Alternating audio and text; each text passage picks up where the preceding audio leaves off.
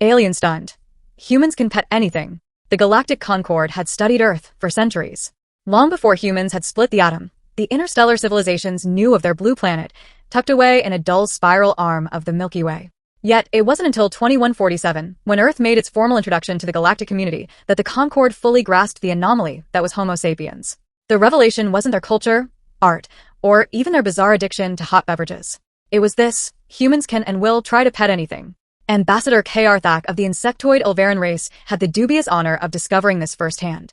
At the time, Earthlings had been the liaison stationed on Earth, responsible for diplomatic exchanges and mutual understanding. Unfortunately for him, no amount of briefings could have prepared him for Zoe. Zoe was 5. Her father worked security at the Interplanetary Welcome Dome in what used to be southern Canada. She had come to work with him one day, a quiet Tuesday morning, while her daycare conducted pest fumigation. Earthlings, tall as a giraffe and armored like a tank, had just completed a successful meeting with the Earth Council when he stepped out into the public dome. He was consulting a holopad when he heard it.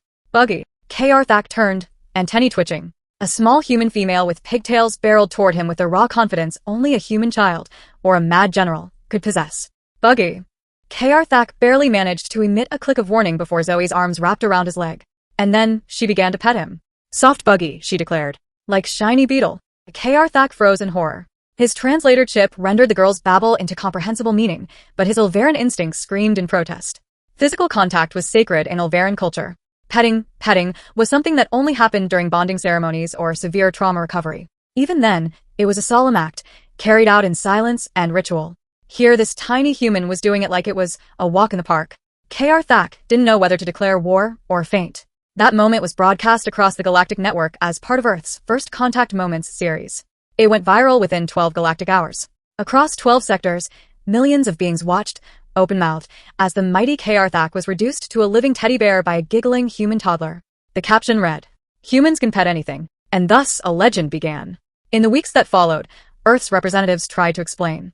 It's a form of affection, Ambassador Singh said in a Concord Council meeting. Petting is common with domestic animals, dogs, cats, sometimes even snakes or pigs.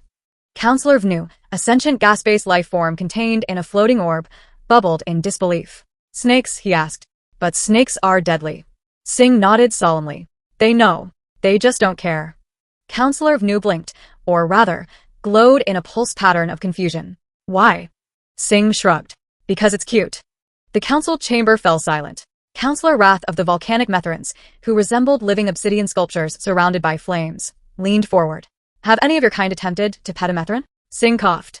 Yes. One time. At a diplomatic summit on Europa Station. And Singh winced. He lost both eyebrows and the use of his left hand. Said it was worth it. More silence. Let me get this straight, Wrath said slowly. Humans are aware of danger. They understand boundaries. But if something looks soft, or weird, or fascinating, they will touch it. Yes, Singh confirmed. And probably pet it. Or name it.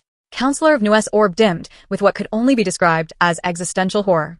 Galactic scientists began to study the phenomenon. 1,000 case studies were compiled, each more unbelievable than the last. Case study number 42. Human zookeeper attempts to pet a creature known as the Vraxier, a 10-legged acid-spitting carnivore with 3 rows of teeth. She approaches calmly, says, "Who's a good boy?" in a sing-song tone, and proceeds to scratch behind its ocular stalks. The Vraxier purrs. Case study number 71. A mechanic on a Terran freighter tries to pet an energy wraith, despite being warned that it exists only in electrical form. He is shocked unconscious, wakes up, and tries again, this time with rubber gloves. The wraith now follows him around like a puppy. Case study number 95. On a diplomatic mission to the aquatic planet Corval, a human diplomat removes their suit to swim with jellyfish that glow like neon chandeliers. They are stung repeatedly. Their only remark, so worth it. They were like underwater marshmallows. The phrase, "do not pet the aliens," had to be translated into 64 Terran languages and posted in every Concord station. It didn't help. Soon, humans gained a reputation. Not as warriors. Not as diplomats. But as petters. Wherever humans went, animals, aliens, and creatures of unknown origin were approached with open palms and gentle murmurs of "come here, buddy," and "aren't you just the cutest?" Some alien species were horrified. Some were flattered. Others adapted. The Tharnax, a crab-like species with hardened shells and serrated limbs, initially feared the strange affections. But after a human colonist named Jill managed to befriend a whole clutch of them, petting their leg joints while humming old Earth lullabies, they began to seek it out. Tharnaxians now queue outside Terran embassies for pattings. A lucrative business sprang up, alien pet cafes. In Sector 9, an intergalactic franchise named Human Hands became wildly popular. Staffed entirely by volunteers from Earth, the cafe allowed species from across the stars to experience the curious magic of being pet by humans. Sessions came with soft music, warm lighting, and a bowl of something called chicken soup that most species didn't understand but came to love. Of course, not everyone was pleased. A protest formed in front of the Concord Embassy on Mars. Placards read, "Respect the tentacles. I am not a pet." No means no, even in chirps. Humanity responded with sensitivity training, consent protocols, and detailed cross-species etiquette guides. But the core of the behavior remained. When a six-eyed predator lunged, a human might flinch. But half the time, they'd also extend a hand and whisper, "Who's a fierce little guy, huh?" Years later, Earthlings stood again on Earth. He was older now, more seasoned.